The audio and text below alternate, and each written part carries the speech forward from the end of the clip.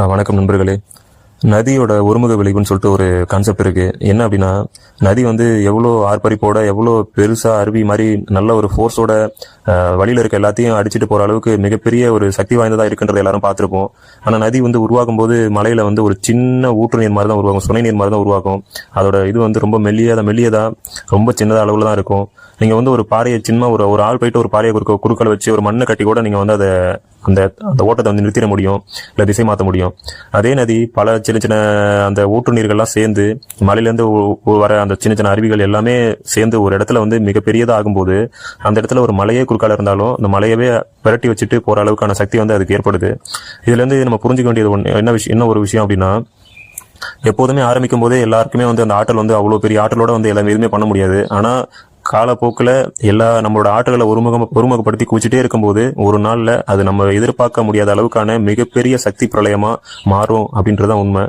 அதே போல நம்மளோட பர்பஸ் என்ன, நம்ம எங்க போறோன்ற நோக்கத்தை மட்டும் தெளிவா வச்சுக்கிட்டு அதுக்கான சரியான உழைப்பை ஒருமுகப்படுத்தி கொடுத்துட்டே இருக்கும்போது மட்டும்தான் நம்ம நினைச்ச இடத்த, நம்ம நினைச்ச வெற்றியை அடைய முடியும். இங்கே கொஞ்ச நாள் இது நல்லா இருக்கு அப்படின்னு சொல்லிட்டு அங்க கொஞ்ச நாள் போறது, இல்ல அடுத்த ஒரு நோக்கத்தை எடுத்துக்கிட்டு ஓகே இது நல்லா இருக்கு, இதை ட்ரை பண்ணி பார்க்கலாமே சொல்லிட்டு இப்படியே நம்ம ட்ரை பண்ணிட்டே இருந்தோம்னா இதுலயுமே நம்ம சக்சஸ் பண்ண முடியாது. சில நேரங்களில் நம்ம சூஸ் பண்ற விஷயம் வந்து நமக்கு வந்து ஒரு அட்ராக்ஷன் கொடுக்காம இருக்கலாம். ஏன்னா ஸ்டார்டிங்ல வந்து எந்த ஒரு விஷயமா இருந்தாலுமே, இப்ப நீங்க ஒரு பெரிய கம்பெனிஸ் எடுத்து மைக்ரோசாஃப்டா இருக்கட்டும், கூகுளா இருக்கட்டும், ஃபேஸ்புக்கா இருக்கட்டும், எதுவுமே ஸ்டார்டிங்லயே அவங்களுக்கு இவ்வளவு பெரிய இனோவேஷன் இருந்தது, இவ்வளவு பெரிய ஐடியா இருந்தது, இவ்வளவு பெரிய மோட்டோ வச்சு இவ்வளவு பெரிய கம்பெனி $1 பில்லியன் பண்ண போறோம்னு நினைச்சு பண்ணாங்களா அப்படின்னா கிடையாது.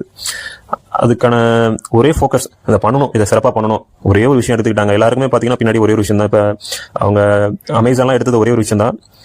மக்களுக்கு வந்து நான் கொண்டு போயிட்டு பொருளை சேஃபாக கொடுக்கணும், ப்ளஸ் டைமை வந்து எவ்வளோ மினிமைஸ் பண்ண முடியுமோ அவ்வளோ மினிமைஸ் பண்ணி நான் கொடுக்கணும், டைமை வந்து ஏர்லியாக கொடுக்கணும். இந்த 2 கான்செப்ட் மட்டும் தான். அவங்க வேற எதுவுமே அவங்க பிசினஸுக்குன்னு வேற எந்த இதுவுமே கிடையாது. இன்னைக்கு எந்த பொருள் வித்தாலுமே அவங்க பண்ற 2 விஷயம், கஸ்டமருக்கு குவாலிட்டியாக கொடுக்கணும், விலை கம்மியாக கொடுக்கணும், சீக்கிரமா.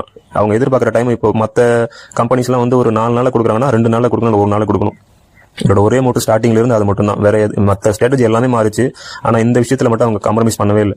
அதுதான் வந்து பிசினஸோட என்டையர் சீக்ரெட். அதை நம்ம சொல்லுவாங்க, நம்ம பண்ற மொத்த ஒர்க்ல வந்து 80% ஒர்க் வந்து வீணா தான் இருக்கும். அந்த ஒரு 20% ஒர்க் தான் வந்து நமக்கு மொத்த அந்த 80% ஒர்க்குக்கான ரெவன்யூ சம்பாதிச்சது ஒரு 20% ஒர்க் தான் அப்படின்னு சொல்லுவாங்க. அதான் கான்செப்ட் சொல்லுவாங்க. அதே போலதான் நம்ம செய்ய வேண்டிய விஷயத்த ஒருமுகப்படுத்தி எந்த விஷயத்த முக்கியமா செய்யணுமோ அதை நோக்கத்தை கரெக்டா இது பண்ணிட்டு மற்ற எந்த ஸ்ட்ராட்டஜி மாத்தினாலும் அந்த நோக்கத்தை மட்டும் என்னைக்குமே பின்வாங்க கூடாது, அதை விடவும் கூடாது.